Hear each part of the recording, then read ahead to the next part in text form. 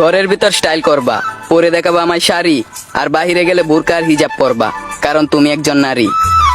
Guys, আমাদের ফুটফুটের সুন্দর ভাইটি কিন্তু খুবই হুজুর পর্দাশীল। সে তার বউকে বাইরে গেলে হিজাব, তারপরে বোরকা সবগুলো পরাইতেছে, পরাবে এবং এগুলো পরায় বাইরে নেবে। কিন্তু সে টিকটকে তার বউরে দেখাবে, মানে সব কিছুই দেখাইতেছে তার বউর।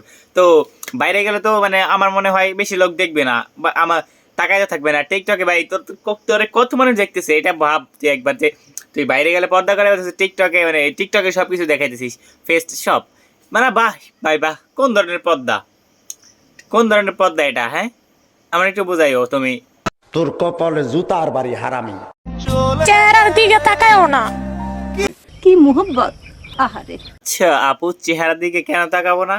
তাকাইলে কি কোনো সমস্যা হবে? ও আচ্ছা, তারপরে কি বলেন তো, একটু শুনি আমি। মায়ায় পড়া যাইবা, মনের কষ্টের কথা জানতেই শোনা, ভালোবাসা ফেলবা।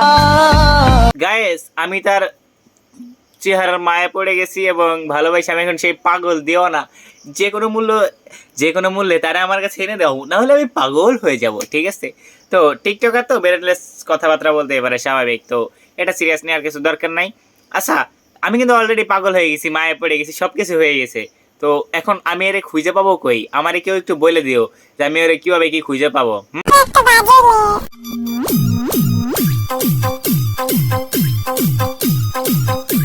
গাইস, এইগুলো নিয়ে নতুন করে কিছু বলার না, এগুলো হচ্ছে রিয়েল বস্তি। আপনি যদি বস্তি খ্যাত যদি না চিনেন, তাহলে এইগুলো দেখবেন রাস্তাঘাটে, সাপড়ি, সব কিছুর উদাহরণ এইগুলা। আপনি জীবনে বস্তি দেখেন নাই কিংবা সাপড়ি দেখেন না, আপনি রাস্তাঘাটে কোনোদিন যদি সামনে পেয়েছে এদের দেখবেন, তাহলে আপনার মনে আশা পূরণ হয়ে যাবে। আপনি সাপড়ি বস্তি সব কিছু দেখতে পারবেন। যদি মানুষের ন্যূনতম স্বাভাবিক জ্ঞান থাকে, তো কোনো মেয়ে এইভাবে রাস্তাঘাটে একটা ছেলের সাথে নাচতে পারে?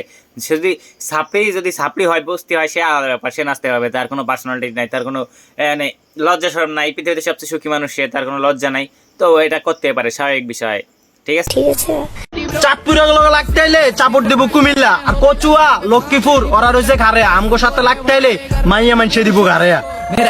এইটা আমাদের সেই চাঁদপুরের আগুন আপানা গায়েস, চাঁদপুরের আগুন মেয়ে না গায়েস। আমি তো পুরো ভয় পাইছি ভাই, মেয়েগুলো কি ডেঞ্জারাস ভাই রে ভাই, হাতে কি নিয়ে ঘুরে, আমি তো পুরো ভয় পাইছি।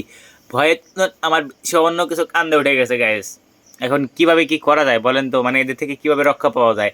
আশপাশে যে 62টা জেলা আছে, এইগুলো ছেলে পেলে মেয়ে মানুষ, অন্য জেলার ছেলে মেয়ে কিভাবে রক্ষা পাবে এদের 2-3 জেলা থেকে?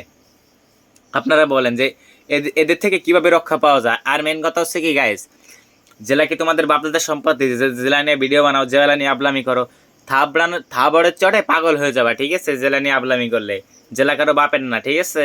সো জেলা নিয়ে আবলামি করো না, এটা ঠিক না। পারলে নিজে কিছু করো। আর ভাই কি করবা তোমরা টিকটকার, এই আবলামি ছাড়া তোমাদের দ্বারা কিচ্ছু হবে না। সো তোমরা তোমাদের আবলামি চালাই যাও, শুধু জেলা নিয়ে থানা নিয়ে আবলামি করো না, এটা কারো বাপদাদার সম্পত্তি না, ঠিক আছে? এটা